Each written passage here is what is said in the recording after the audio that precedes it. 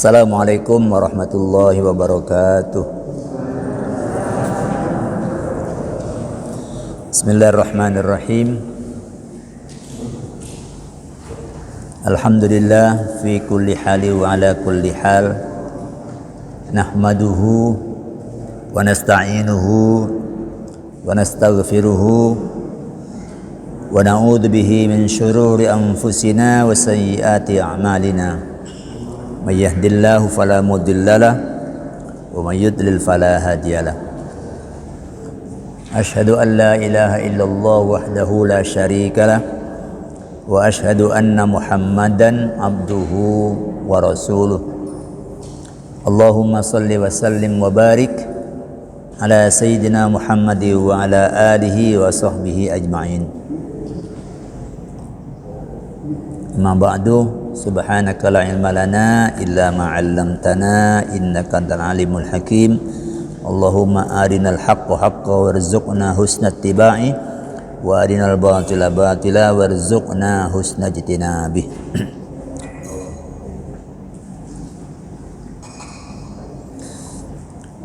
Para jemaah, Bapak Ibu sekalian rahimakumullah, kembali mari kita bersyukur kepada Allah pagi hari ini kita semua diparingi sehat walafiat.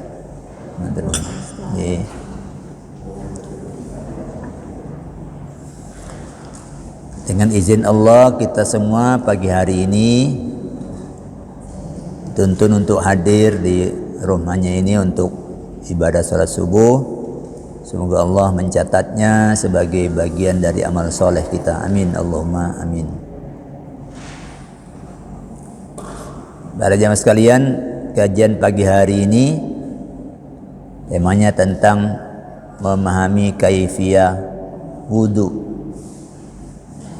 Ini amalan yang sudah lama kita kerjakan. Sekarang kita kuatkan dengan pemahaman yang lebih fresh. Mudah-mudahan Allah SWT memberikan kepada kita pengertian yang lebih komplit berkenaan dengan amalan wudhu ini. Pada kajian yang lalu kita sudah singgung bahwa wudhu ini merupakan amalan bersuci dari kotoran lahir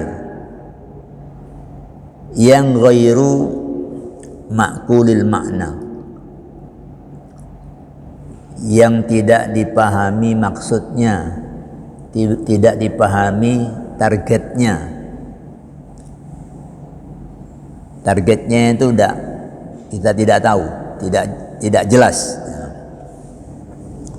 Nah, amalan yang masuk kategori seperti ini yang ghairu ma'kulil makna, itu pelaksanaannya harus seperti yang digariskan oleh dalil.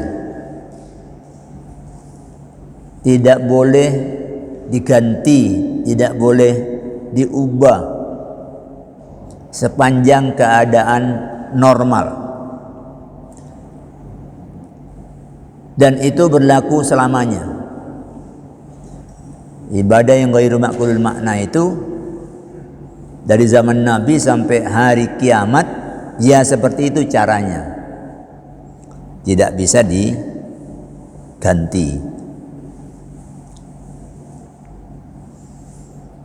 Kalau yang ma'kulul makna itu bisa diganti. Karena kita tahu maksudnya, kita tahu targetnya, kita tahu sasarannya. Seperti membasuh najis, itu termasuk yang ma'kulul makna. Najisnya sebelah mana, yaitu yang kita basuh. Tapi kalau wudu, ya yang dibasuh ya pancet itu. Ya muka, ya tangan, ya kepala, ya kaki. Dari dulu seperti itu.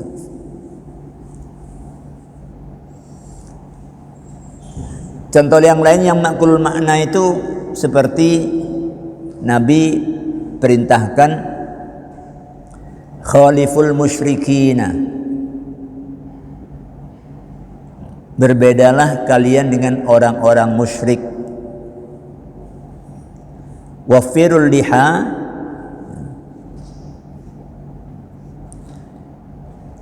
hendaklah kalian biarkan tumbuh jenggot kalian. Wahfus syawarib, sedangkan kumis itu hendaklah kalian cukur. Nah, ini ada pelihara jenggot sama cukur kumis.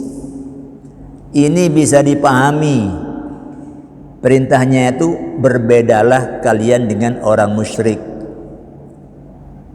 Nah, orang musyrik zaman Nabi itu nyukur jenggot, pelihara kumis.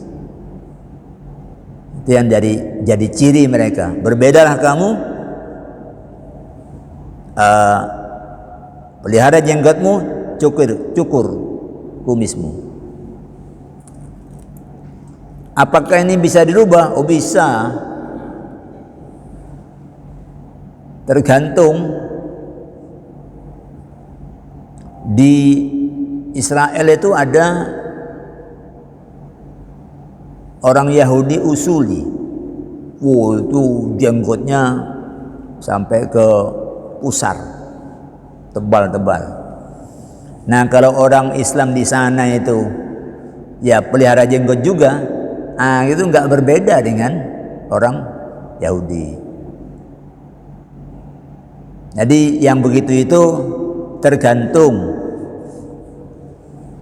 Dan itu di zaman Nabi memang dibutuhkan, berbeda itu dibutuhkan karena zamannya zaman konflik. Ya. Kalau konflik itu orang perlu tahu siapa kawan, siapa lawan.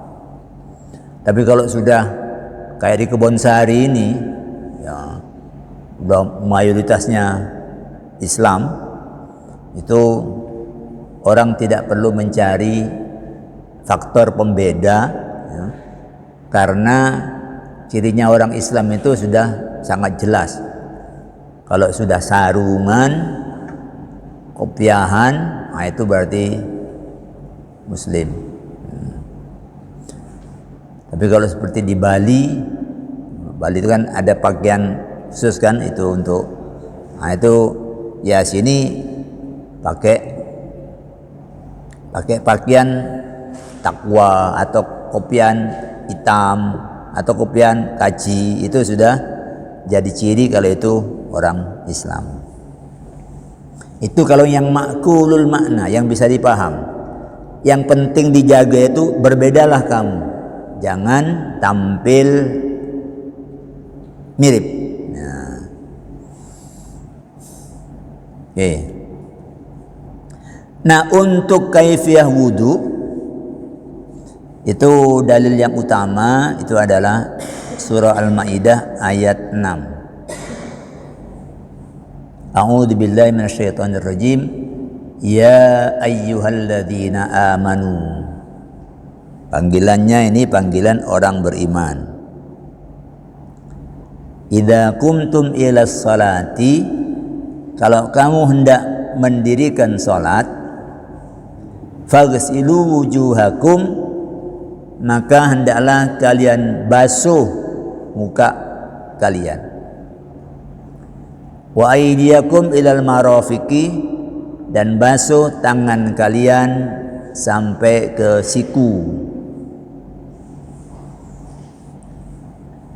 Wamsahu biru'usikum, dan usaplah kepala kalian.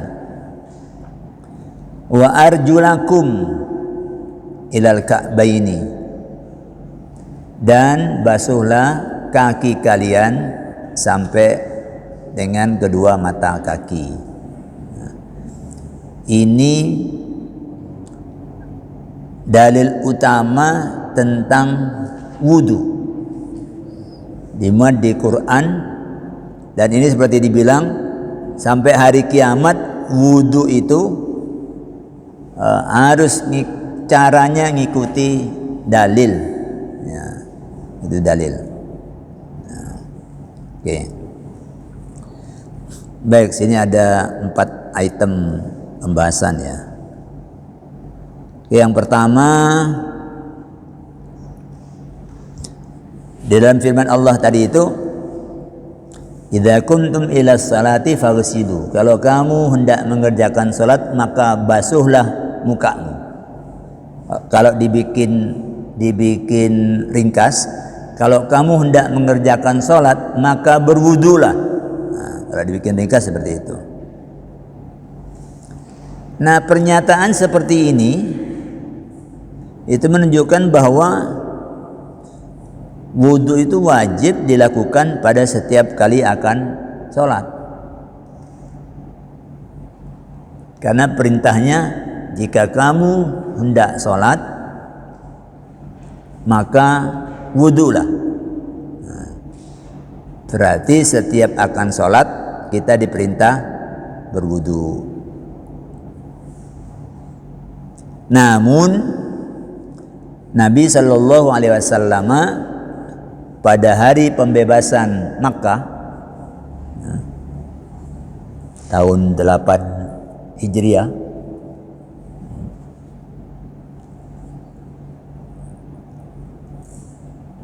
jadi setelah 8 tahun di Madinah, Makkah itu baru bisa dibebaskan ya, tanpa peperangan. Orang Mekah itu sudah gentar ya, karena mereka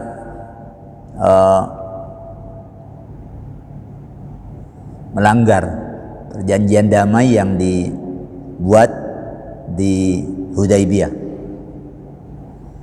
Ya, orang salah itu tentu beda mentalnya dibanding dengan orang yang benar ya. Oke. Pada Fathu Makkah, Nabi itu mengerjakan beberapa kali sholat dengan 1 kali wudu. Kalau ayatnya itu secara lahir menunjukkan setiap akan sholat wudu dulu, tapi ini Nabi sholat wudu 1 kali lalu sholat beberapa kali. Ini ada di dalam An-Nasa'i hadis yang ke-133. Karena Rasulullah sallallahu alaihi wasallam yatawaddau li kulli salatin. Kanjeng Rasul itu salat beliau itu wudu untuk setiap kali salat. Falamma kana yaumul fathi Shalat salawati biwudu'in wahidin. Setelah pembebasan kota Makkah, beliau mengerjakan beberapa kali salat biwudu'in wahidin, dengan 1 wudu. Ya, seperti yang sekarang ini. Ya, sekarang ini.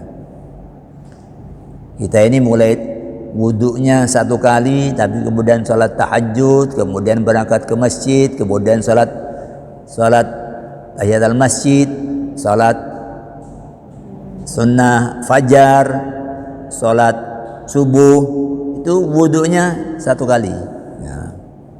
Sebelum itu Nabi setiap akan sholat wudu, tapi di Fathu Makkah ini beliau sholat beberapa kali, wudunya cuma 1. Faqala lahu Umaru. Lalu Umar bin Khattab yang melihat praktek itu nanya kepada Nabi. Fa'alta syai'an lam takun taf'aluhu. Ya Rasul, panjenengan ini mengerjakan suatu pekerjaan yang sebelumnya belum pernah, yaitu sekali wudu untuk beberapa kali sholat.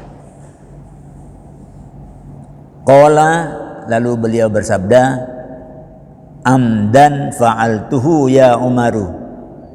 ini aku kerjakan dengan sengaja wahai Umar. Bukan karena aku lupa, tapi saya mengerjakan satu kali wudu untuk beberapa kali salat. Kata para ulama, fil hadits dalilun ala annahu alaihi salatu wassalam arada bayanal jawazi li ummatihi bihadzal amal. Bahwa beliau Rasulullah itu berkehendak untuk menjelaskan bahwa begini ini boleh. Yang sebelumnya beliau tidak kerjakan, kemudian sekarang beliau kerjakan, itu beliau maksudkan untuk menjelaskan bahwa wudu untuk beberapa kali salat ini boleh.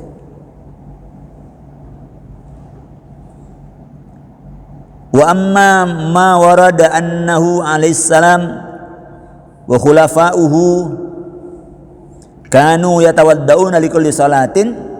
Adapun apa yang riwayat yang menyatakan bahwa Nabi dan para khalifah sebelumnya itu wudu untuk setiap kali salat,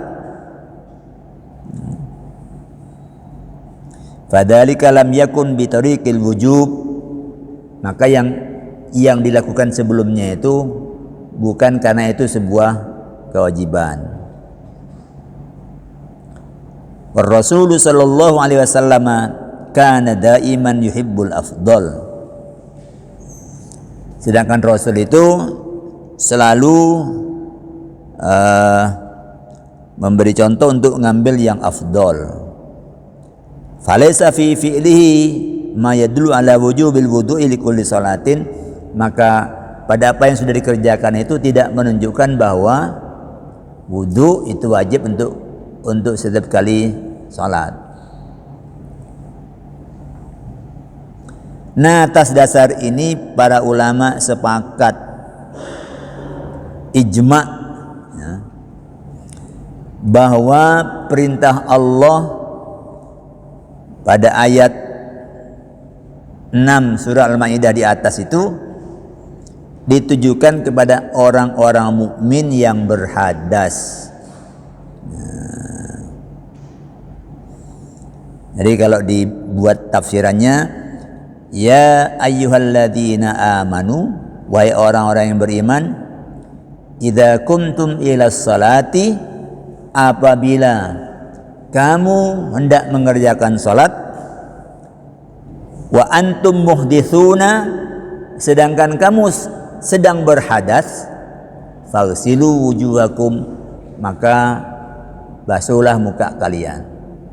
Jadi ada tafsiran kalau kamu sedang berhadas. Kalau tidak, ya kan dia suci kalau tidak berhadas itu. Suci dari hadas kecil, maka berarti boleh untuk sholat. Karena Nabi menyatakan,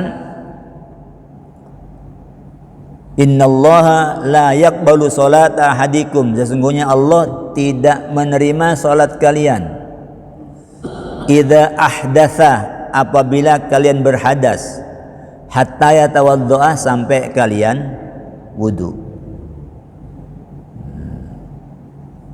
Jadi dengan begitu, itu untuk orang beriman yang mau salat dan dalam keadaan berhadas, maka basuhlah mukamu, berwudulah. Jadi ini sudah jadi ijma pemahaman seluruh ulama, tidak ada yang berbeda.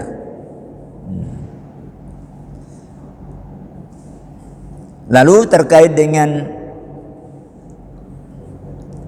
orang yang memperbaharui wudu, sudah punya wudu mulai subuh nggak batal, ini sudah asar masih belum batal, lalu dia mau memperbaharui wudunya itu, itu hukumnya sunnah, ya, hukumnya sunnah. Oke. Yang kedua,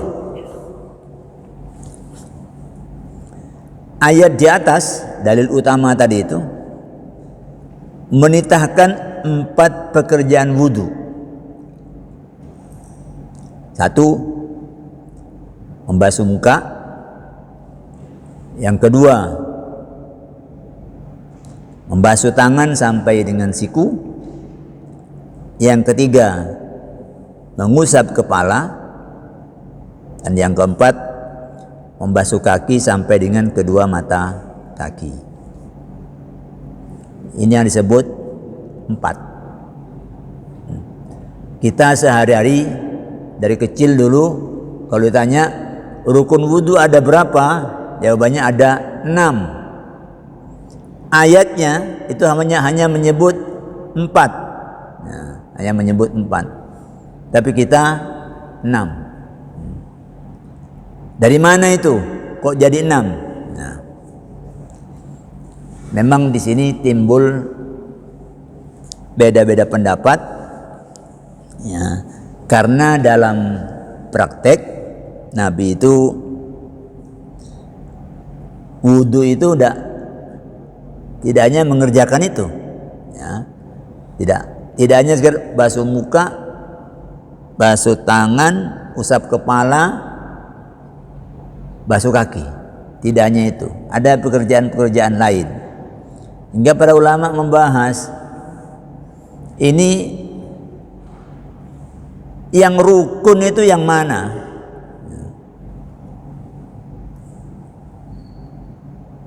Karena Nabi itu kan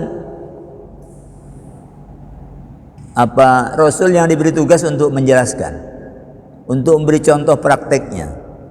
Nah, beliau mengerjakan pekerjaan-pekerjaan lain di luar yang 4 ini.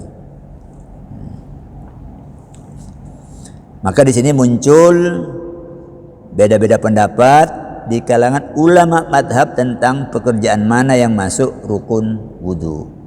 Nah, di sini nanti kita akan menemukan yang 6 itu. Bahkan ada pendapat ulama yang menyatakan 7. Ya, rukun wudu itu 7. Jadi kalau nanti kemudian ada murid menjawab rukun wudu ada berapa? Ada 7. Kalau dia bisa menyebut sesuai dengan yang diikuti, ya berarti dia ada ilmunya. Ya, ada ilmunya. Baik. Bagi mazhab Hanafi, rukun wudu itu hanya 4.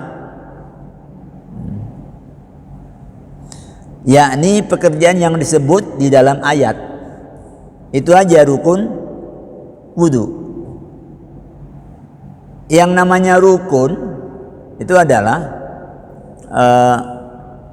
unsur-unsur pokok yang kalau itu ada yang tidak ada, maka sesuatu itu dianggap tidak ada.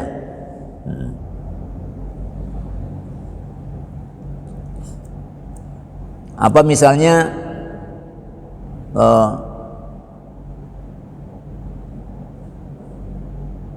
apa yang mudah untuk, misalnya kayak ini, teh, ya, teh atau kopi, ya.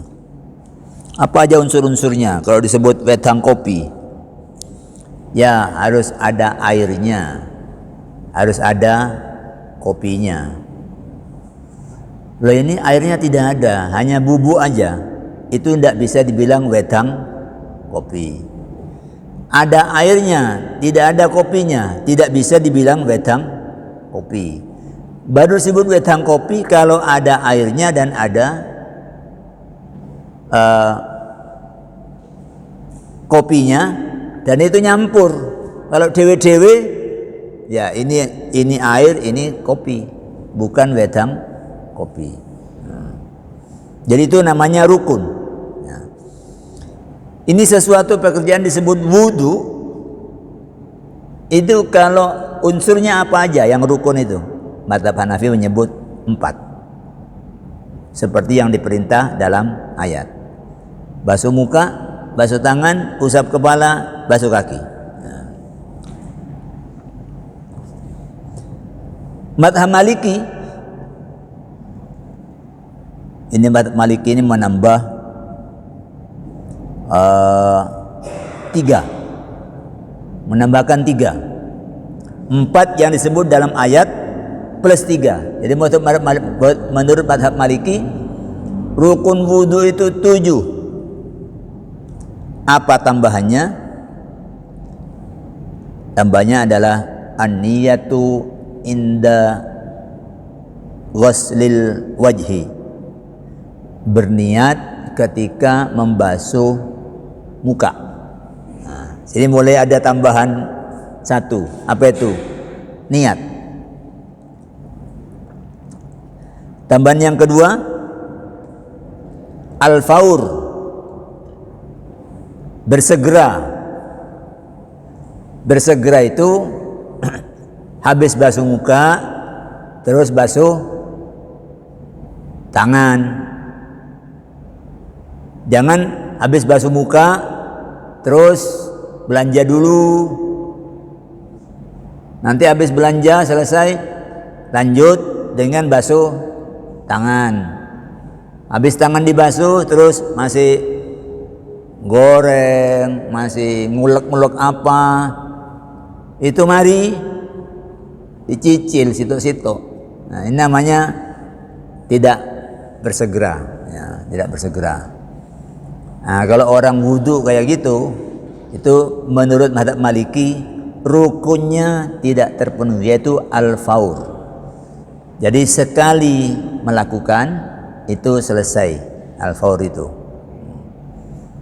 Jadi seperti saya misalnya, dari rumah sudah basuh muka, sudah basuh tangan, sudah usap kepala, kaki mengkuai yang kebun sari.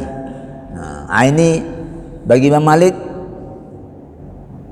rukun wudu tidak terpenuhi karena tidak segera. Ya. Si pakai ditangguhkan. Mungkin pas sepatuan, sing anu sik. Engko nyopot sepatu neng kantor baru cuci kaki. Nah, ini bagi Imam Malik itu bukan wudu. Karena ibarat kopi dan air, onok kopi ini ka onok banyu nih. Ya. Lalu yang ketiga, tambahnya ketiga adalah tadlik, menggosok. Jadi bagi mazhab Maliki yang namanya membasuh itu adalah mengalirkan air disertai dengan maruliyat, dengan berjalannya tangan menggosok di tempat yang dibasuh. Itu namanya baru membasuh. Ya. Kalau tidak gitu, rukun wudu tidak terpenuhi.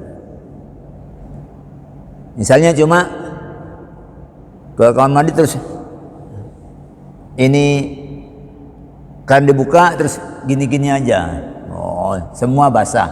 Habis itu tangannya digini-ginikan aja di bawahnya.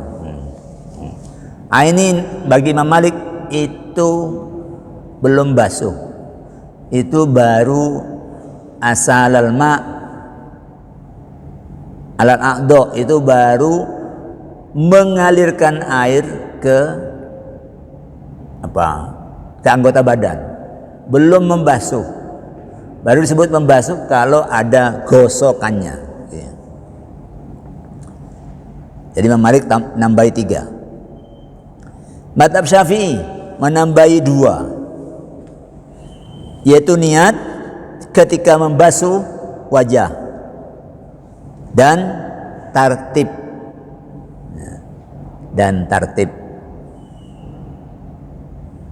Kalau niat sama dengan mazhab Maliki. Kenapa perlu niat? Ya karena ayatnya kan bilang idza kumtum ila sholati fasilu wujuhakum.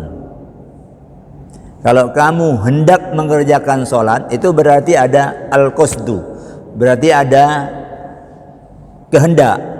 Niat itu sesungguhnya kehendak. Ya. Kalau tidak ada niat, berarti dia cuma seker-seker aja. Kan ada orang basuh mukanya ini hanya untuk seker-seker. Jadi kalau tidak diniatkan untuk wudu, maka itu tidak terhitung sebagai wudu. Ya. Kenapa?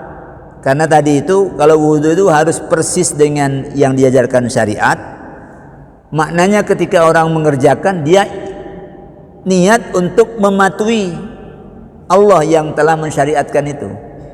Jadi niat lillahi ta'ala, bukan niat li seger-seger. Karena panas, raup ini pen seger. Nah, itu ya dapatnya dapat seger. Ya. Tapi bagi mata Hanafi tidak. Pokoknya 4 itu sudah dikerjakan, ya sudah. Ya, sudah. Berarti sudah wudu. Jadi tidak butuh niat untuk mematuhi perintah Allah. Kan Nabi menyatakan itu. Kenapa kok ada tambahan niat di mazhab Syafi'i? Dia menyatakan innamal a'malu binniyat. Sesungguhnya amal itu tergantung niatnya. Orang sama-sama senyum, niat menyambut orang dengan wajah manis. Ada orang senyum sinis, niatnya beda, sama-sama senyum. Biasa kalau senyum sinis itu tidak simetris, ya, agak miring. Kalau sinis itu, ya agak miring. Oke.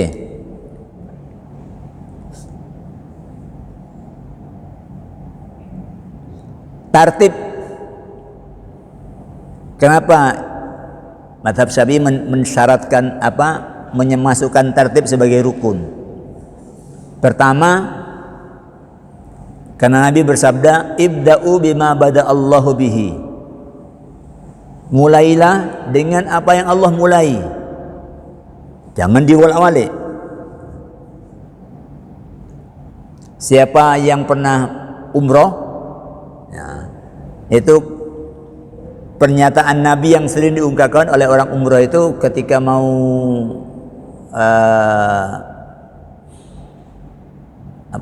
Safa Marwah itu sa'i, ya. Nah, ketika mulai naik ke Bukit Safa itu jamaah umrah itu biasanya dibimbing untuk menyatakan abda'u bima bada'allahu bihi. Aku akan memulai sebagaimana Allah memulai. Innas safa wal marwata min sya'airillah. Sesungguhnya Safa dan Marwah itu adalah bagian dari syiar-syiar Allah. Nah, karena Allah menyebut Safa Marwah, maka mulainya dari Safa, bukan dari Marwah. Ya. Karena Allah menyebut Safa dulu, maka sa'i dimulai dari Safa ke Marwah. Tidak sebaliknya. Wudu juga begitu. Allah sebut usap wajahmu, basuh wajahmu, basuh tanganmu, usap kepalamu, basuh kakimu. Maka wajib dikerjakan, baru dikatakan wudu kalau tartib seperti itu, tidak diputar-putar. Tapi bagi mazhab Hanafi enggak. Pokoknya 4 itu sudah dibasuh, sudah. Mulai dari mana aja, itu sudah wudu. Tapi kayaknya begini ini yang mengamalkan nggak ada. Karena jadi ruwet kan, kalau mau ditekun di dhisik jadi ruwet. Orang sudah langsung otomatis wajah, tangan, kepala, kaki itu sudah di mana-mana. Ya.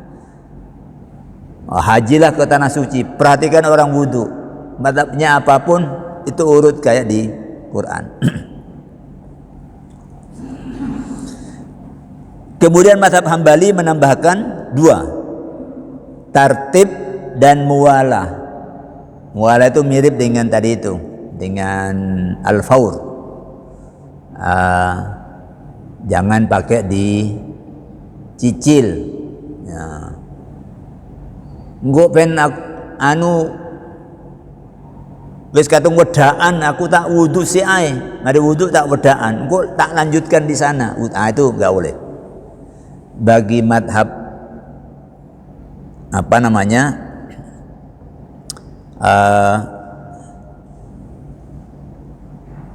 Hambali, madhab Maliki tidak boleh. Tapi nanti bagi madhab Syafi'i itu dianjurkan nyambung, masuk sunnah. Ya. Ini kalau kita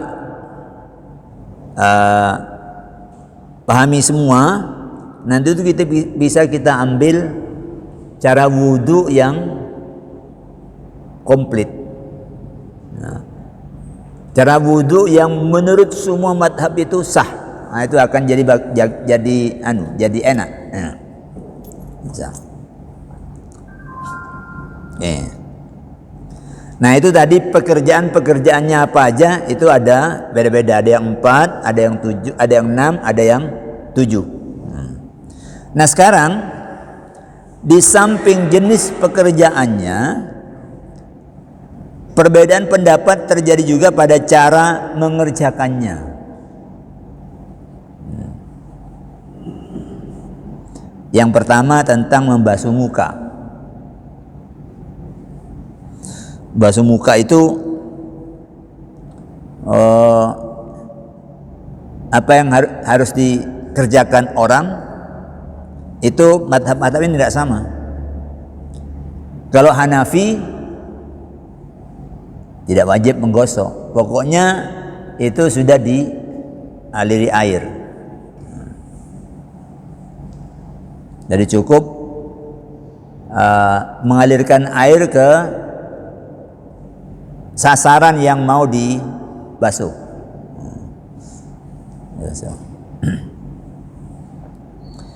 Kalau mazhab Maliki wajib, bahkan ini rukun. Ya. Plus kalau orang punya jenggot tipis itu wajib disela-selai jenggot tipis supaya air nyampe ke kulitnya. Ya. Tapi kalau tebal itu sunnah. Kalau tebal sekali anunya itu cukup, walaupun tidak nyampe ke kulit dalam itu tidak apa-apa. Yang penting luarnya ini sudah kena. Ini pendapat madhab Maliki. Hal-hal yang teknis seperti ini biasa ada beda pendapat karena teks yang tegas yang tidak memunculkan perbedaan pendapat itu nggak ada. Yang sudah tampak tegas sekalipun nanti itu masih beda pendapat. Okay. Itu basuh muka. Ya. Madhab Syafi'i tidak wajib menggosok. Madhab Hambali tidak wajib menggosok, namun yang namanya membasuh muka itu mencakup berkumur dan istinsyak. Yang namanya basuh muka itu bagi mazhab Hambali, ya kumur-kumur, sedot air ke hidung, basuh muka itu namanya membasuh muka. Satu paket dengan kumur dan istinsar, sedot air ke hidung, lepaskan lagi. Itu termasuk bagian dari membasuh muka bagi madhab Hambali. Ya karena Nabi mengerjakan itu, terus disimpulkan basuh muka itu terdiri dari kumur-kumur, istinsyak, istinsar.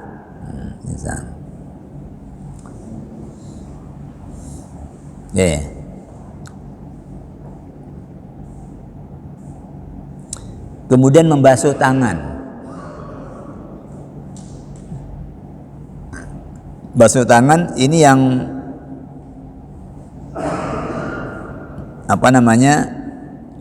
yang mewajibkan menggosok hanya madhab Maliki, karena semua yang basuh bagi dia, perbuatan membasuh itu tidak ada kecuali ada gosokannya.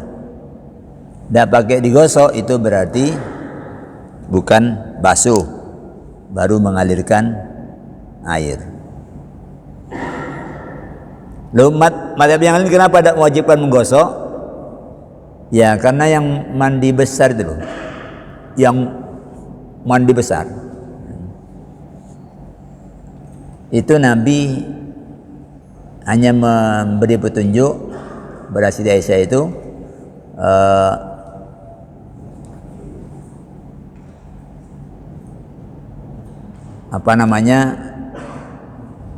tuangkan air ke seluruh tubuhmu 3 kali tuangan, fatat hurin, kamu sudah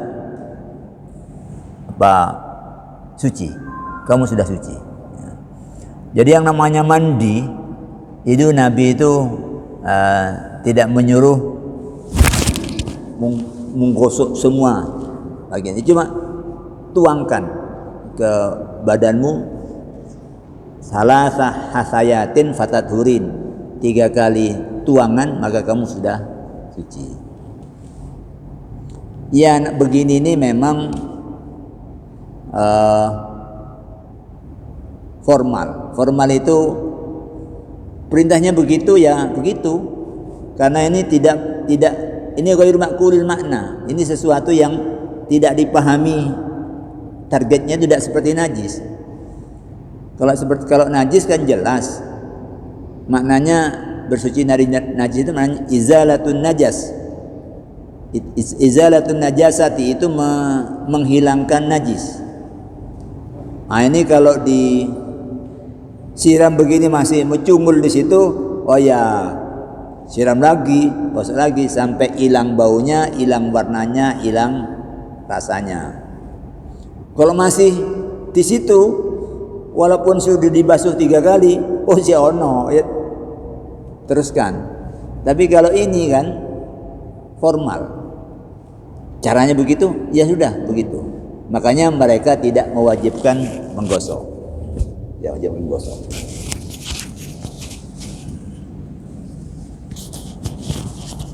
Ya.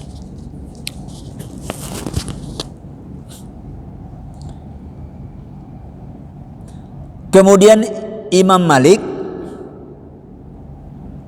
untuk membasuh tangan bukan hanya sekedar gosok, tapi ayyukhallila asabi'aka alal masyhur. Berdasarkan pendapat yang masyhur, Imam Malik itu ini harus disela-selai begini ya, antar jari ini ya, antar jari ini. Nanti termasuk kaki juga begitu. Orang yang tidak biasa kaki itu di sela-selai, kayak gini ya, takhlil namanya, itu gampang kena rangen ya. Karena itu wilayah yang biasanya rapat begini, nanti air ngendap di situ, lalu di situ akan muncul hidup bakteri yang mudah berkembang, nanti kemudian jadi gatel. Tapi kalau dibiasakan itu, dijamin nanti kaki itu nggak rangen ya, tidak rangen. Ya memang perlu nyempatkan untuk digitukan itu ya. Pokoknya wilayah-wilayah yang rawan itu ya, yang rapat-rapat itu rawan. Wilayah selangkangan, wilayah ketiak, ini yang biasa sembunyi-sembunyi, ini wilayah rawan, di situ terjadi bakteri yang mudah berkembang hingga muncul bau ya. Tapi kalau sering-sering dibersihkan itu enggak. Kemudian mengusap kepala. Nah, mengusap kepala ini yang agak bervariasi ini ya. Yang madhab Hanafi itu mashu rub'ir roksi. Madhab Hanafi itu kalau basuh mengusap kepala itu minimal kadarnya itu 1/4 kepala. Gak sampai 1/4 berarti belum melakukan mengusap kepala. Kenapa? Karena alat usapnya itu tangan. Tangan ini ukurannya itu seperempat kepala. Coba ditaruh gini, nanti kan seperempat kepala. Ya. Maka minimal yang diusap itu adalah kadarnya seperempat kepala. Itu madhab Hanafi. Ya. Mashu Rub'ir Roksi. Ya. Madhab Maliki wa mashu jami'ir Roksi. Kalau madhab Maliki mengusapnya itu semua kepala. Dia menyatakan, ya karena yang diperintah mengusap kepala, ya usap seluruh kepala, itu yang paling yakin sudah.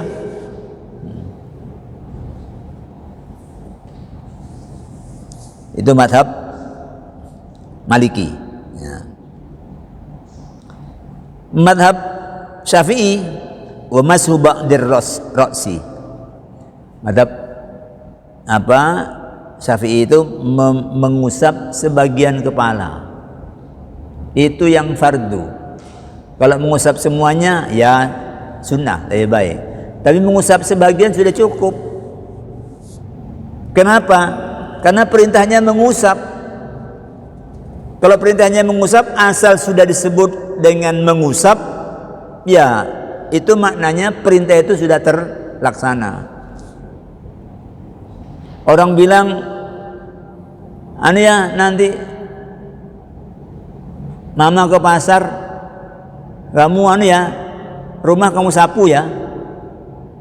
Itu maknanya bukan semua disaponi, masa genteng-gentengnya. Itu pokoknya ya kalau sudah nyapu apakah ya lantainya aja, itu enggak usah dinding-dindingnya disapu ya. Itu sudah disebut menyapu rumah. Ya. Jadi kalau sudah mengusap kepala, pokoknya sudah melekatkan usapan ke kepala, itu sudah cukup. Maknanya sudah melaksanakan perintah. Madhab Hambali sama, mengusap kepala. Tapi madhab Hambali menyatakan mengusap kepala itu satu paket dengan mengusap dua telinga. Bukan hanya kepala aja, sama ini. Nah, ini termasuk bagian dari mengusap kepala.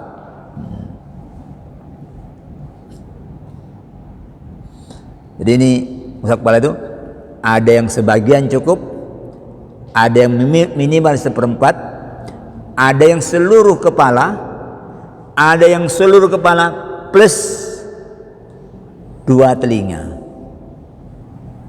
Semua ini mencoba memahami dalil. Nah, kalau ini kemudian memunculkan orang untuk menyalahkan yang lain, ini ruwet. Orang pegang punya pahamnya tetap ini pemahaman. Jangan dianggap ini pasti benar. Karena saya dulu ketika masih baru lulus itu ada penceramah yang begitu pedenya dia menyalahkan orang, kaitannya dengan ini. Ceramahnya ceramah tarawih. Ini nih yang muda-muda ini. Coba itu. Tadi waktu keluar dari tempat wudhu, rambutmu itu masih rapi apa enggak? Kalau masih rapi berarti kamu belum wudhu. Berapa tahun kamu wudhu model begitu itu? Sholatmu tidak sah karena wudhumu tidak sah. Wah, ini hebat sekali ini, ya, hebat sekali. Karena dia memegangi pendapat, ya, mengusap seluruhnya, dan caranya itu dari muka ke belakang, habis itu balik ke depan. Wow, itu mesti rambut itu mesti awut-awutan. Kalau habis wudhu kok masih rapi, itu gorong wudhu Dia langsung bilang, belum wudu. Kamu usia berapa? 20 tahun. 20 tahun sholatmu tidak diterima. Wah, bikin orang resah ini. Gitu, orang resah. Ya jangan begitulah. Ya. Kenalkan semuanya biar orang paham. Kalau terjadi beda-beda, sini ngerti. Ya. Tapi baru kalau misalnya tidak pakai basuh muka karena wedaan, itu baru namanya belum wudu. Ya. Tapi kalau sudah mengusap kepala, ada yang semuanya, ada yang sebagiannya, ya udah, itu semua itu sudah pernah dikerjakan Rasul. Ya. Rasul pernah wudu, hanya buka sedikit sininya, serbannya itu, beliau ngusap bagian ubun-ubun ini. Ya, ubun-ubun ini. Itu bagi mazhab Syafi'i, itu kan sebagian. Tapi bagi mazhab Hanafi, lu ubun-ubun itu satu tangan itu, maknanya seperempat kepala. Ya, ini semua karena Nabi tidak menyebut angka. Nabi mengusap semuanya ya pernah, mengusap sebagiannya ya pernah.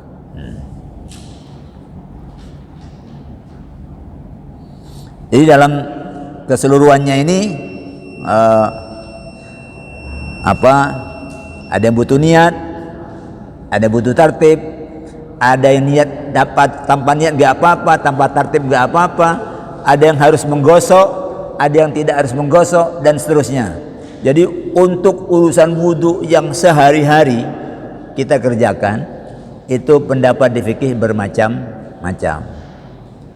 Kita yang sudah di madhab Syafi'i ini, ya kalau mau mengerjakan sampai yang sunnah, ya termasuk kalau semua kepala itu sunnah, menggosok itu sunnah. Ya. Jadi kerjakan full, yang kira-kira seluruh ulama madhab mensahkan. Itu tenang itu. Kalau itu tenang. Ya. Selebihnya yang keempat ini ada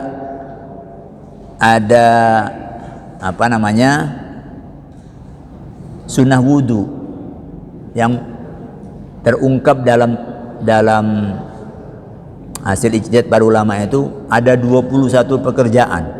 Saya bacakan aja. Nomor 1, mandiri. Sebaiknya orang wudu itu mandiri, ya, tanpa bantuan orang. Ya. Kemudian yang kedua, wudunya menghadap kiblat. Yang ketiga, membaca basmalah, tasmiyah. Yang keempat, membasuh kedua tangan sampai pergelangan sebelum memasukkannya ke dalam wadah air, kurang sebelumnya itu ya. Dengan didahului niat. Niatnya itu mulai dari basuh tangan itu. Itu Hambali menyatakan itu sunnah. Kemudian yang kelima, mensirkan niat. Sir itu merahasiakan. Jadi nawaitul wudu, Anda begitu, ya pelan-pelan sir aja. Yang keenam, berkumur. Yang ketujuh, sedot air ke hidung. Yang kedelapan, lepaskan lagi. Kalau yang tiga ini, kumur, istinsar itu bagian dari membasuh muka untuk madhab Hambali. Bersiwak itu yang sebelum wudu. Yang ketiga wudu, menggosok anggota badan yang dibasuh, menyela-nyelai jenggot tebal, melebihkan area basuhan, jangan mepet-mepet, ya dilebihi. Kalau sikut ambil di atasnya, jangan dipas-paskan, ya. Kemudian berikutnya nyela-nyelai tangan dan kaki, ya, saat membasuh. Kemudian mengembalikan usapan kepala ke depan, yang full tadi balik lagi ke depan, itu sunnah bermaliki. Mengusap sisi luar dan dalam telinga, ya. Mengusap telinga dengan air yang baru, bukan air yang bekas ngusap kepala, itu sunnah ambil air lagi untuk ini, untuk kemudian bersambungan itu urutan, tidak diselingi pekerjaan lain. Kemudian berniat sampai wudhu selesai, niatnya itu terus, niat itu mengiringi wudhu sampai selesai. Lalu setelah wudhu membaca 2 kalimat syahadat, berdoa dengan menghadapkan wajah ke langit. Itu sunnah wudhu. Saya kira itu waktunya sudah habis. Penguatan pemahaman kita tentang ibadah yang satu ini. Jadi Islam itu mengatur banyak hal sampai detail. Mudah-mudahan manfaat. Mari kita tutup dengan hamdalah. Alhamdulillahirabbil alamin. Assalamualaikum warahmatullahi wabarakatuh.